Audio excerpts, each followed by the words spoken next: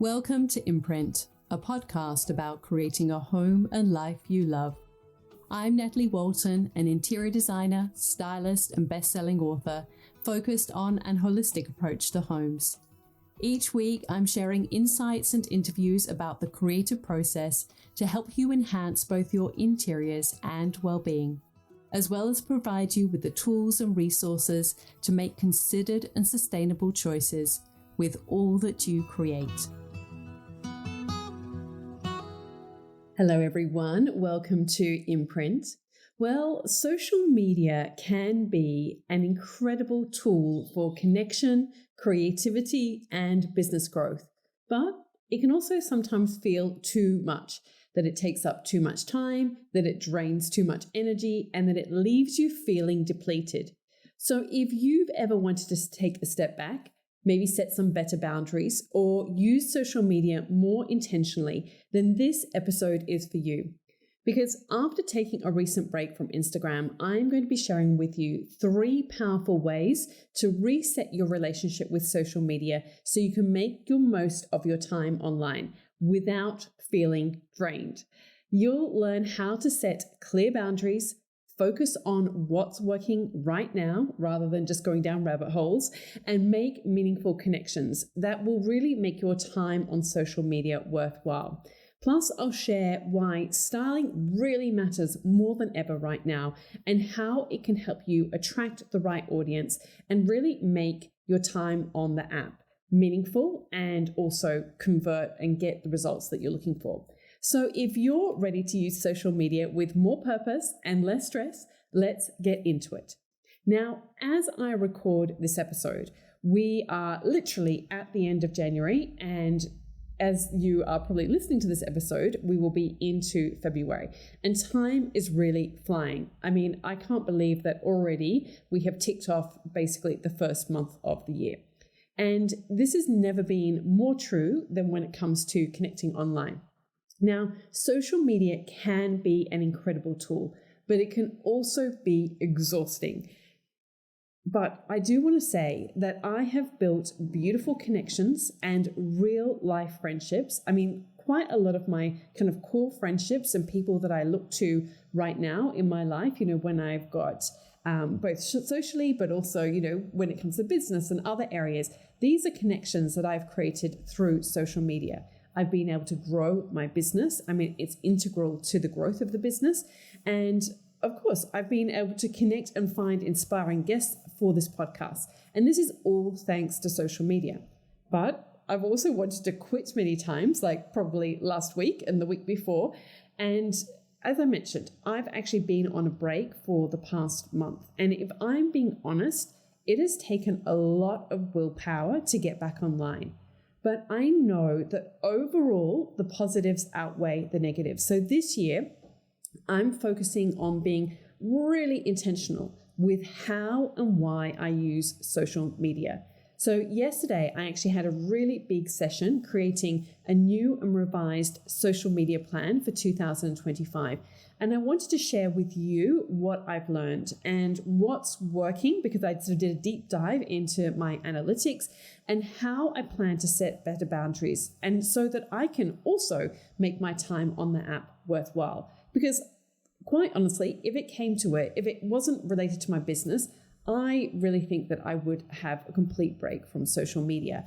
But I know that there are many areas of what I do and what I love doing, such as creating books and reaching out to homeowners to find them on Instagram, for instance. That's how I found many of the people who feature in my books, through connecting and learning through people on social media, through, for the podcast, as I've mentioned. So there are so many different ways that it's not just the sort of the sales, the kind of the mechanisms of social media that are important, but connections and different areas really can benefit your business. But, we've got to be really intentional about how we show up and how we use the app. So if you are wanting to reset your relationship with social media, I'm going to share with you now 3 simple but really powerful ideas to help you make the most of it. So the first idea is all about boundaries, that we need to set better boundaries. And just like in other areas of our life, boundaries are key. I actually saw yesterday this kind of quote that was circulating. Somebody reshared it on Instagram stories. And it said, maybe instead of setting more goals, we need to start setting better boundaries. And it was one of those quotes that's really stayed with me, because you all know that I love creating goals, and I'm a very goal focused and task focused. And, that's the type of person that I am. I believe in creating visions. I believe that it's very hard to get anywhere unless we create a vision of where we're trying to get. It's very hard to achieve anything, if we can't set a goal to achieve it. I mean, just in relation to health and fitness, I am looking at enrolling in some kind of fun run. It might be the City to Surf in Sydney. For those of you who are in Sydney or Australia, you might know of that. It's a very famous running event. I might do that with my son this year. Certainly, I'm looking to do at least a 10K run because I've started running this year. And to have that goal, to have something to work towards, it just makes the training more interesting, more fun. It means that I'm more committed to it. So whatever area it is of our lives, it's so important, I believe, that we set a goal. And, the research backs all of this up. But also, what we need to do is set boundaries around those goals, or boundaries around what we want to achieve, because they become the guardrails, the safety barrier, so that we don't start just going off track. We don't start losing our way, and we can just stay really focused. And what I find really helpful about setting goals is that you reverse engineer that process, and then it becomes so much easier. You're not second guessing yourself. You're just following the process. You're just going along the journey. You're just doing the step-by-step process. So for you, I would really encourage you to really ask yourself some important questions. And these questions are: when are you going to show up? For how long? And who are you going to spend time with online? So let's just look at them each individually and just break this down a little bit, and what is important and what I'm doing and what I'm working towards. So when are you going to show up? So I know for me, I don't want to be touching my phone first thing in the morning. But I also know that that is the highest engagement time. I feel that for me, in terms of time zones, I'm in Australia on the East Coast. 6 a.m. in Australia is, it's evening in the UK and the US and other parts of the world. So generally, it's kind of like this sweet spot for me in terms of when my Australian audience might be online, as well as when the international audience might be online. But I don't want to be on my phone at 6 o'clock in the morning. So I am scheduling my posts as much as possible so that they will be live at that time. But like I said, I don't want to personally be online at that time. So, and I also don't want to be online in the evenings, because then I get overstimulated. I start to go down more rabbit holes. So I am intentional about during the day, generally it's after lunch, so that I've done my deep work in the morning. That is when I'm going to respond to comments. Is say I have my lunch at 12:30. So between say 12:30 and 1 o'clock, that is when I'm going to show up, respond to comments, and still a lot of people are kind of online at that time. For how long? For me, setting a 20-minute limit is, again, it's that sweet spot for me.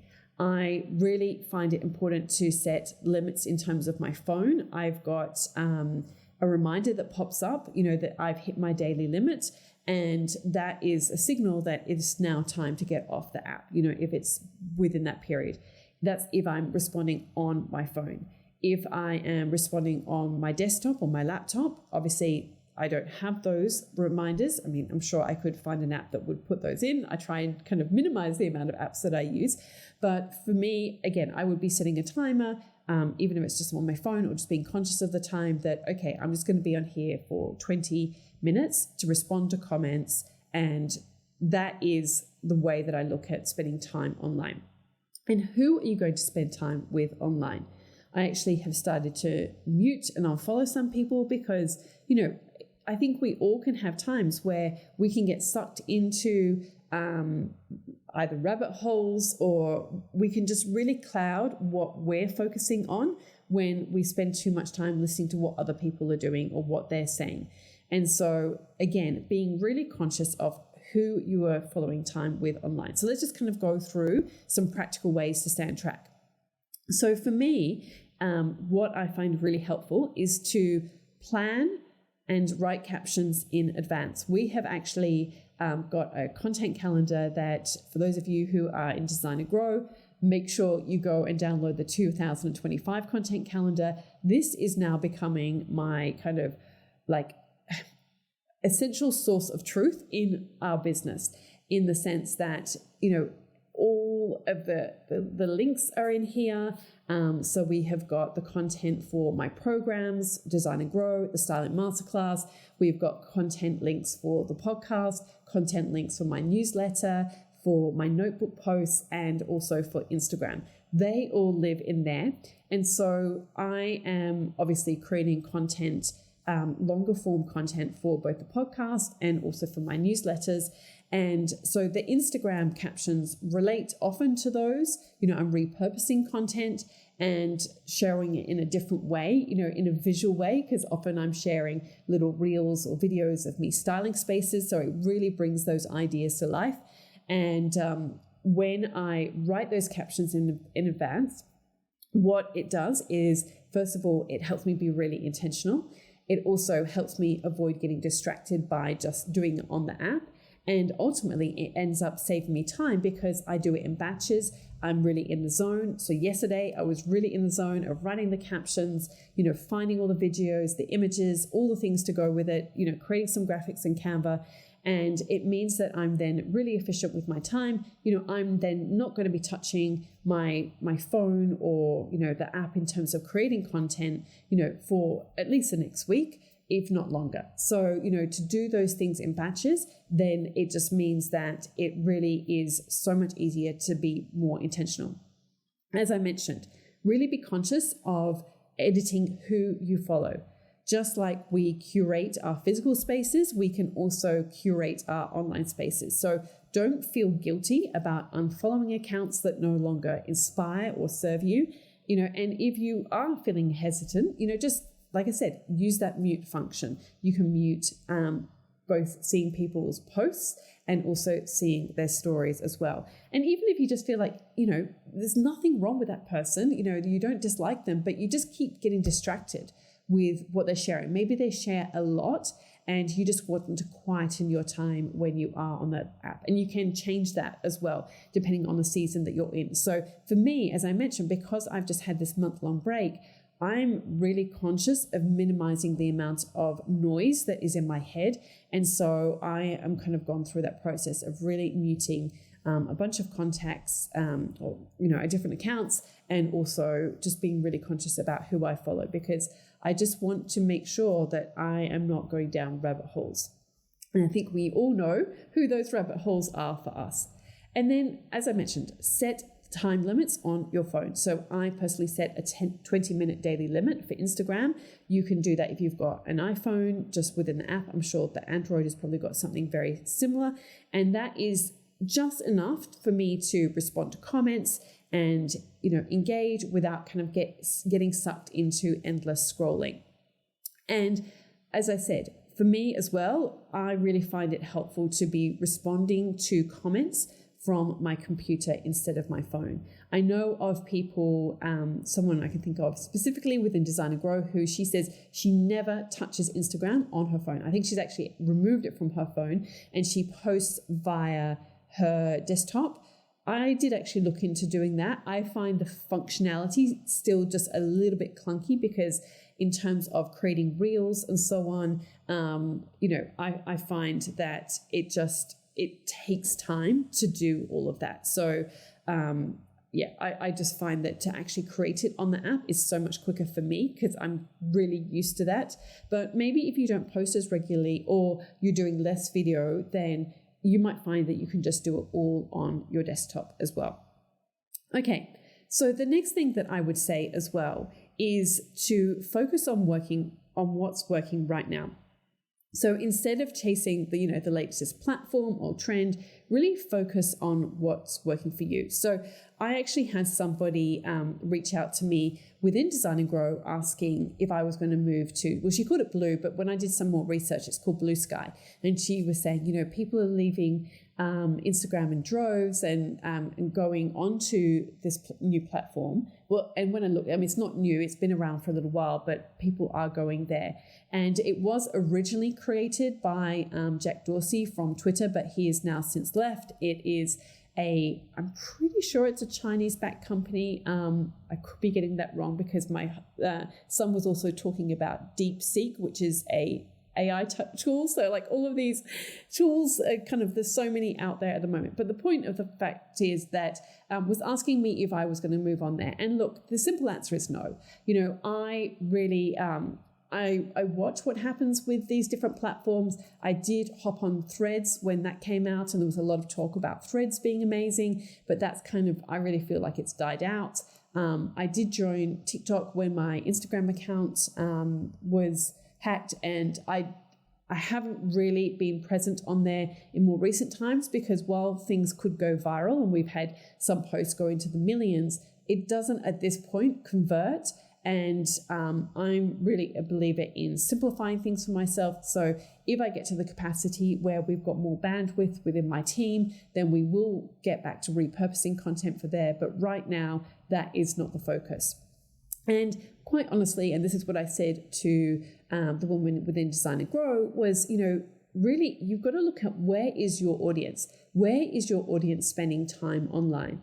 And I really believe that my audience is still very much on Instagram. So until that changes in a significant way, I am going to go and stay on Instagram too. Okay, so this is what I have noticed in terms of when I was looking at the stats, looking at the data, and Instagram does seem to now provide more data in terms of carousel posts. So what I'm very excited to share, if you have not noticed already, or maybe you don't have access to this because you're not on a creator account, is that carousels are definitely back. So previously, you would see how many people had liked a post for your carousels. You would see how many people had saved the post. You would get that type, or shared it, you would get that type of data. But now what we are seeing is that when you actually are logged into your account on your Instagram feed, you can see now a number for everything. So previously, I would only be able to see the sort of the play volume for a reel. And so it looked like reels were always performing the best. But interestingly, now that they've got this new data that shows about the carousel posts, or even a static post, like I did a static post at the end of 2024, and it was 24 lessons from 2024, and it was an image of some furniture that had a drop sheet over it, and I just put text overlaid on that image, a bunch of different images, and that post, in terms of I'm just going into my insights for this. So now you can see the views on individual image posts and the views on carousel posts, whereas previously you would only see the likes, comments, the shares, and the saves. So it's really interesting now that they are sharing that with you, and it actually makes you realize that sometimes the carousel posts can do really, really well. And so this really is good news, because obviously for many of us who are, we know and love the idea of sharing, static images, we don't necessarily always want to be creating reels, then it means that posting a gallery of images instead of always creating reels is effective again. And now you can track their reach. And the second thing that I want to share with what's working right now is that short form reels are performing the best. So generally around 7 seconds. Again, when I was doing the research for last week's podcast episode, the 3-second factor, they say that now, the human brain, the attention span is less than 8 seconds. So this is why, and would make sense why 7-second reels are working really well. It's like a sweet spot in terms of the amount of attention that people have. And so the good news with this is if you have created longer videos in the past, you can actually, shorten them, you can clip them so that you're sort of taking little, we can do one or two things. You can either take 7 seconds from that previous reel, or you can split it up so that you're kind of doing these splits. That's the sort of the function within the Instagram app, how it describes it if you are editing a video. So you will click edit, and then you go to split, and then you can create a split in your video and shorten that little section. And that enables you to then be able to create these kind of condensed versions of a longer video. And they are working really well. The third idea I wanted to share with you in terms of what's working really well is that, repetition is good. Repetition is okay. And repetition, you don't always have to be creating new content. So not everyone sees your posts the first time around. So don't feel pressure to constantly be creating brand new content, but instead focus on refining and sharing what resonates most with your audience. So again, as I say, I always go back to the data. And this is what I really encourage you to do. Look back over your previous posts. See, you can select when you're going into your insights, and you can see what has performed. You can select 30 days, 90 days, the past year. So I'm going to just do it as I'm talking to you right now. So I'm logged into my Instagram account. I can see professional dashboard. I click on that. And then when I click on the professional dashboard, then you can see insights over a period of time in terms of views, interactions, new followers, content shared. And then when you, so you can see content you shared. If you go into there, then you will see all the sort of the stats and the data for each post, and it will give you the option of last 30 days. So if you click on that, you can then select last 3 months, last 6 months, last year, or last 2 years. I will either do the last year if I think, okay, let me sort of look at what has performed well better in the year, and maybe I haven't used that in a while, so people haven't seen it in a while. And just remember, so few of your audience actually sees your posts these days. So, and some posts, it is majority of new followers that might be seeing it. So they definitely haven't seen something in a while. So definitely look and embrace this idea that repetition is good. Repetition is completely fine, and that this is your opportunity to not have to be constantly creating new content, but you can repurpose content. And just yesterday, again, so this is all kind of very new, I got a little sort of message from Instagram that they are now giving you the opportunity when you share a reel that you can send it to non-followers only to test out. And so they were saying within this little announcement that they have got feedback from various, influencers that they work with that, sometimes people don't want to share particular content to their audience because they're worrying that, maybe it's slightly different to what they've spoken about before, and then they're not sure if it's going to resonate. So you can now create a reel and send it to non-followers. Now they are rolling this out, so this is not available to everyone right now, but what it means is that if you want to test your content to a completely new audience, you can do that, and then you have an option, I think it's within say 7 days, to then, if you want, you can then send it to your audience, if it's performed well. If it didn't perform well, then you can think, okay, well, I'm not going to send it out to my audience. So, but it just goes to show that Instagram is developing ways for us to really share things into new audiences, to new people, and that, we don't have to always be creating new content all the time. Look at ways that maybe you had a carousel post do really well. Can you turn that into a reel? Vice versa. Are there different ways that you can repurpose content? Maybe it was the idea behind it that worked really well. Maybe you did a reel, and can you turn that into, a series of graphics that you can share or create on Canva and share on Instagram, and even put that with music. So always be looking at different ways that you can create new content. And as I said, always check your data. Pay attention to what's performing well and do more of that. So like I said, sometimes I will look back over the past year to see, is there something that I haven't posted in a long time and that actually did really well? Maybe it's time to retry that. Or if I'm really wanting to see, well, what's trending right now? Like what's really resonating? What is Instagram pushing out more? I will do it within the past 3 months, because sometimes what worked a year ago is not necessarily going to work right now. And, what is working right now, sometimes you might think, okay, the positives of that is like, okay, I know that Instagram likes this type of thing, so maybe I'm not going to share that exact one, but maybe how can I create something very similar to that?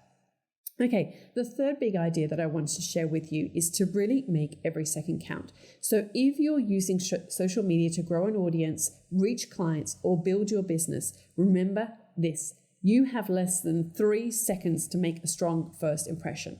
As I mentioned, I did a whole episode on this last week, so you might want to go and listen to that if you haven't already. But what is really important for you to know right now is how can we make the most of that time? So just a recap on some of those ideas. Images are everything. Your visuals are the first thing that people notice, not your caption. So if you are agonizing over writing your caption, don't. Focus on a visual that's going to be captivating. And sometimes the actual caption can be quite simple, depending on the type of post that you're sharing. For instance, I was looking at a few different people because I'm experimenting with doing more sort of text-based carousels. I'm testing these things out, and always be testing. Always test different ideas. How can you do it in your way? How can you do it in a way that feels in integrity and authentic to you? And so I'm testing out text-based carousels to see how they perform, because I know that sometimes when I do share a quote or I do share something that is just text-based, it does perform well. But I just want to get that right balance so that it's not just text. I do still love having visuals on my feed. But I was looking at some other people, the way that they do it. And so they will create, for instance, a carousel where it's text on different pages. And the caption can say something like, "Are you doing this?" ? And it's as simple as that. So it doesn't always have to be, a long caption, because that caption in itself is then hooking people in to read the carousel. So there are clever ways that you can kind of use the caption, and it doesn't have to always be, something super long, but, the images or the visuals are what people are going to see first. Next point, edit to elevate. So really make sure that if you are working in the world of interiors, that you're really styling your spaces with intention. So you want to avoid clutter. It just becomes a lot of visual noise and people will swipe past. Really focus on creating a clean, cohesive look. Now, look, you might be into interiors that are more, they've kind of wabi-sabi or whatever that is. And that's completely fine. They can still have texture and nuance and so on. But if you've got those types of interiors, you really want to have some negative space so that it's got that visual breathing space. And that's what I mean by clean in that sense. Be helpful too. Always look at ways that you can share content that solves a problem, inspires, or adds value. A great question to ask yourself is, when somebody is coming to your feed or they find your post, or maybe somebody has shared your post and somebody goes to read it, are you making it worth somebody's time? We are all so busy. We're all so, in some ways starved of time. We're trying to do so much. Our lives are full. So if somebody is going to read your post or find your Instagram, post or caption or image, are you making it worth their time, worth their while? And something really important, if you are trying to grow a business, if you are an interiors professional or you're aspiring to be one, when you provide helpful content, you position yourself as an expert that people trust. And this is key, especially when you are in the earlier stages of your journey, because you perhaps have less content to share in terms of projects. The longer you've been on your journey, the projects start to speak for themselves and they become a form of, trust building. But when you're at the beginning of your journey, you really want to make sure that you're positioning yourself as an expert. And this is where it gets tricky, because when you're at the beginning of your journey, this is probably when you feel least like an expert.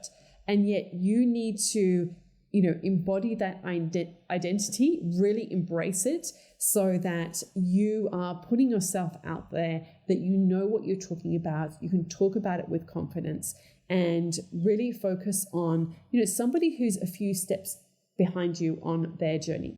Then curate your feed. So really treat Instagram like a portfolio. Share a mix of styled vignettes, cohesive room designs, detail shots that really showcase your unique approach to design. So when somebody lands, and this is 2 tips that I give to people when I'm reviewing their work within Design and Grow. One is that, because so many people have a mental block when it comes to Instagram. I don't know what to post. I don't know what to share. I mean, there are so many ways that you can do this, and I'm not going to get into it right now because that's like a whole other episode, and I'm conscious of time.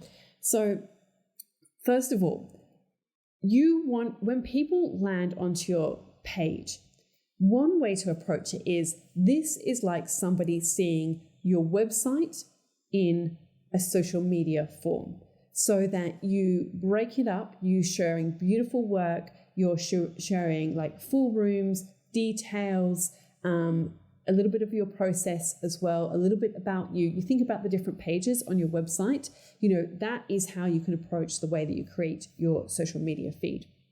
Another way that you can do it is think about, and this is if you're maybe more starting out and you have less projects to share, is to really create your social media feed to look like a beautiful mood board. So on, a beautiful mood board, it's not just going to be, all over the place. There's going to be a sense of cohesion. There's going to be a constrained color palette, all those elements that you would have to create a beautiful mood board. Like, think about if you were putting it literally like old school on a cork board or a pin board, and you were putting tear sheets from magazines that you had pulled out.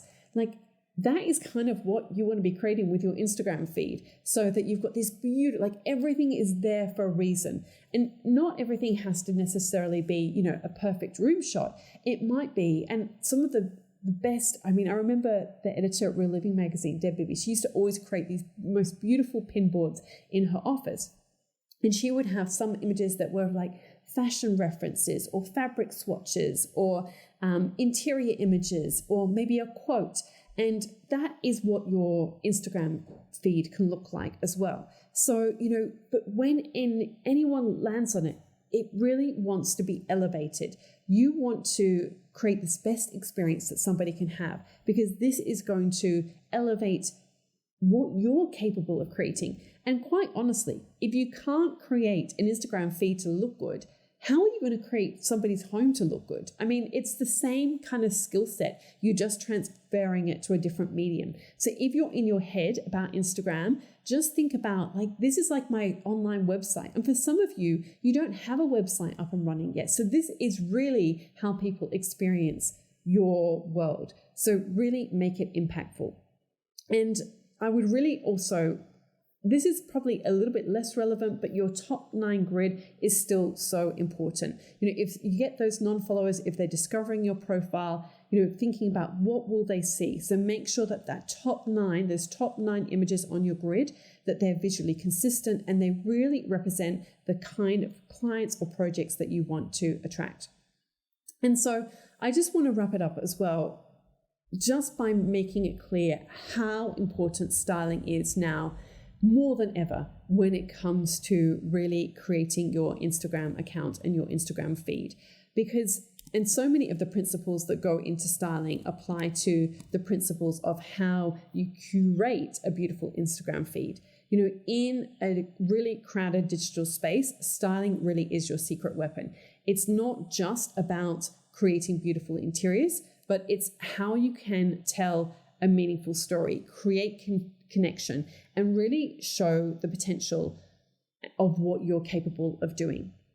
So just to quickly recap, these are the reasons why your styling matters more than ever. Number 1 is that your style speaks before you do. So the way you style and present your work sets the tone for the kind of clients that you'll attract. Every vignette and every detail that you share reflects your aesthetic and approach. Style details also build trust. We've spoken before about how important trust is to really get people to work with you. They need to feel confident that you know what you're doing, that you have developed a good eye, and that you've got some level of experience. And you can do this through the art of styling when you style your own spaces. Even if it is your own home, it shows what you're capable of doing. So a thoughtfully arranged shelf or a beautifully styled corner can really communicate professionalism and care. These small moments can really make a big impact. And when we style our spaces with intention and we share it on social media, this is how we create connection. This is how we reach potential clients. And this is how we build our expertise online. We can also create shareable moments. So when your styling resonates, people engage, they share, and sometimes they can even reach out to work with you. I mean, my past 2 clients, interior design clients, have both contacted me through social media and through knowing of me through social media. So, when people say social media isn't relevant, if you're looking to get clients, it still is a really powerful tool. So I would really encourage you to maybe take 15 minutes this week to really style a space in your home, some little corner, some little area, and think of your home as a laboratory, a place to experiment, a place to test out ideas. Sometimes it can just be the way that the light, as I'm speaking right now, the light is falling on some cushions in the corner of the studio, and it's a beautiful little moment. It doesn't always have to be this big pullback room shot, but look for moments. Open your eyes to what is possible. Open your eyes to beauty, capture those moments, and at the very least, you can share those on stories. But the more that you do it, the more you engage with the process, the better you will become, the more confident you will feel. So just a reminder for you that social media is a tool, and it is a business tool. And like any tool, how we use it matters. So by setting boundaries, focusing on what works, and really making every second count, we can create an experience that feels intentional and aligned with our values. And above all, really make sure that your posts reflect who you truly are. Stay true to your style and what you stand for, because that's what will set you apart. And to be quite honest, that is why I've kind of gone through and muted a bunch of accounts, because I want to focus on what is my voice, reconnecting with my style, my voice, what is important to me, because I love both visuals and words, and I love combining those. And I come from a magazine background, and I feel that sometimes I move away from that and think, well, other interior designers aren't sharing quotes, or they're not, sharing words, but I am an author. I am a writer. My books are not ghostwritten. There are a lot of interior designers who get ghostwriters because they're not writers. They just do interiors. But I have both of those strands. Words, were my first love, and, visuals and creating beautiful spaces is integral to who I am. It always has been. These sort of like the two halves of who I am. And so, I want my feed to reflect that. And yes, it's going to be different to other people. And yes, you could say maybe that is not what, an interior designer should do. But when I am in alignment with what feels good with me and what feels good in terms of who I am, that is really going to attract my people into my world. And so think of what that is for you. What feels in integrity for you? Who you are? What excites you? What is the sort of the parts of you that are unique to you? The more that you embrace that, the more that you will stand out online, and the easier it will be, and the more enjoyable it will be too. So I hope that you have found this episode helpful and inspiring in terms of resetting your relationship with social media. I hope you've come away with some practical ideas and tools in terms of what you can start implementing straight away. As always, love to hear from you. Make sure that you send me a DM on Instagram at Natalie Walton. I'd love to hear from you. And if you've got a friend who is struggling with social media or saying, that's it, I'm going to quit, maybe you can send them this episode and it can help them reconnect, reset their boundaries, and feel re-inspired to use this incredibly powerful tool, which is also free. I mean, we can complain and moan and all the things, but it is free. And it is an incredible tool for us to use within our businesses or to create connection with other people who are like-minded. So like I said, I hope you found this valuable. Look forward to hearing from you. And as always, you can leave a review if you have found this episode helpful and inspiring. It is episode 229. All right. Thanks for joining me today. I'll see you next time on Imprint. All of the links and info for this episode are at nataliewalton.com/podcast. Don't forget to subscribe so that you can get a direct download of the latest episode. And I really appreciate when you take a minute to rate and review, as well as share the love with someone you know who might benefit from this episode, or on social media. If you'd like to access a range of free resources, come visit my website, nataliewalton.com. Thank you to Jaeger Media for producing this podcast. And I would also like to acknowledge the people of the Bundjalung Nation where it was recorded, and pay my respects to elders past, present, and emerging. I look forward to connecting again soon. I'm Natalie Walton, and you've been listening to Imprint.